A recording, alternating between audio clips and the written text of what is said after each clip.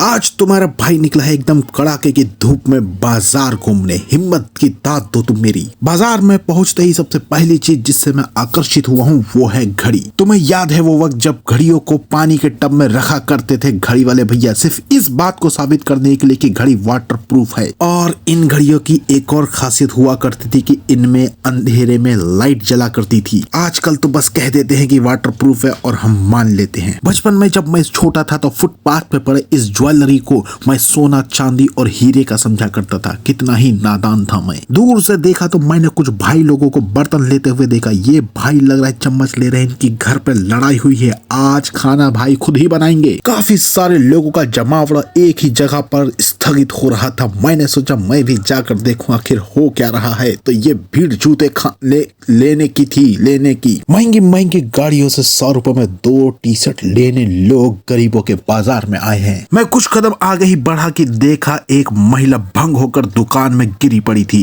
मैंने कई पापा लोगों को सस्ती पर मजबूत बेल्ट खरीदते हुए देखा। अंकल के बच्चे पढ़ नहीं रहे इसलिए उन्होंने फैसला किया कि इनके स्कूल बैग ही बेच दूंगा। 50 रुपए की सेल चल रही है, किसी का भी कोई सा भी कच्चा बनियान लेके तुम भाग सकते हो। दो दोस्त आपस में वार्तालाप करते हुए कि मेरा धंधा काफी मंदा चल रहा है, लेकिन तीसरा दोस्त कह रहा है कि मेरा तो कोई धंधा ही नहीं है। ये है भाई असली शिकंजी कहो या इसको जलजीरा कहो, बाकी सब जीरा, लाहौरी जीरा फेल है इसके आगे। हर 10 कदम पर अगर कुल्फी वाले भैया तुम्हें दिखने लगे तो समझ जाना हिंदुस्तान की पावन धरती पर गर्मियां दस्तक दे चुकी हैं। मैं और मेरे दोस्त का प्लान था कि हम भी पहले गली गली में घूम घूम कर गन्ने का जूस बेचेंगे और जब कमाई बढ़िया हो जाएगी तो उसमें जनरेटर लगा कर बेचेंगे और बढ़िया हो जाएगी तो फिर दुकान ही खोल के बेच देंगे, मतलब जूस बेच देंगे। पर यह सब हमारा सिर्फ ख्याल था। मैं सोच रहा था कि अपनी चप्पल इन्हीं में से किसी से बदल लूं, फिर याद आया मेरी चप्पल तो इनसे महंगी है। हर तरफ खाली भीड़ ही भीड़ है, जैसे कि अगर आज नहीं खरीदा तो तुम कभी नहीं खरीद पाओगे। नारियल पानी वाले भैया नारियल यही छोड़कर पानी अपने साथ लेकर निकल गए हैं। एक भाई साहब को तह लगाए हुए कपड़े अच्छे नहीं लग रहे थे इसलिए वो सारी तह बिगाड़ रहे थे। एक वक्त था दोस्तों जब खिलौने लेने के लिए जेब में पैसे नहीं हुआ करते थे मेरे पास, और आज का एक दिन है आज भी पैसे नहीं है मेरे पास। कुछ लोग काफी लेट आए हैं इसलिए अभी दुकान लगाना शुरू कर रहे हैं। कुछ तो चमत्कारी लिखा है उधर। अबे रुक बे।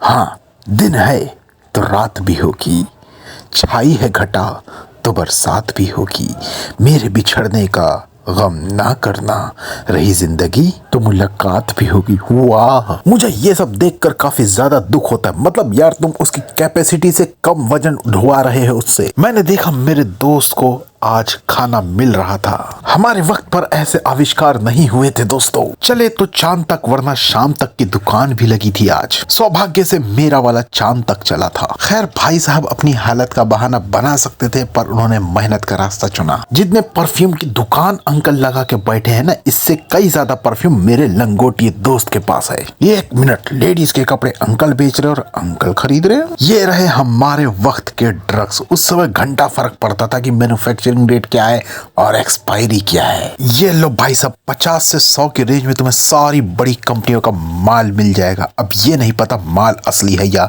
नकली। मेरे दिमाग का तो फालूदा हो गया है इतने वक्त से घूम घूम कर। भाई साहब ने बहुत ही ज्यादा गलत करा। मतलब इन्होंने क्रिश्चियंस और सिख का कुछ रखा ही नहीं है। लड़कियों की सहायता के लिए पिंक बूथ बन रहा है तो लड़कों की सहायता के लिए भी ब्लैक बूथ बनना चाहिए। अब डोगेस भाई, इतनी धूप में सोकर और काले हो जाओगे। बहुत घूम लिए, अब घर चलो और जाके बेहोश हो जाओ। बहुत ही जादुई मौसम हुआ पड़ा है दोस्तों, दिन में धूप और रात में बारिश। शुक्रिया फॉर वॉचिंग।